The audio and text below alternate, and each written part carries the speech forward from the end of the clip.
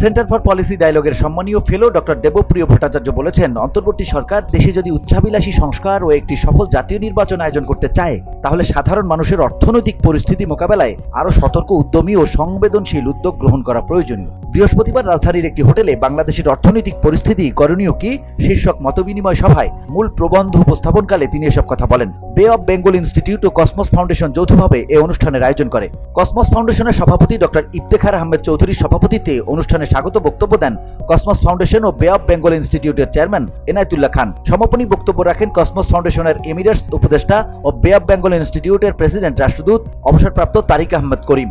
সরকারের উদ্দেশ্যে অন্তর্বর্তীকালীন সরকারের গঠিত শ্বেতপত্র প্রণয়ন কমিটির প্রধান ডক্টর দেবপ্রিয় ভট্টাচার্য বলেন, আপনি যদি ভবিষ্যতে সত্যিকার অর্থে উচ্চাভিলাষী সংস্কার এবং শেষ পর্যন্ত একটি চমৎকার জাতীয় নির্বাচনের আয়োজন করতে চান, তাহলে দেশের জনগণের অর্থনৈতিক স্থিতিশীলতার বিষয়টি আরও সংবেদনশীলতা ও সতর্কতার সঙ্গে বিবেচনা করতে হবে।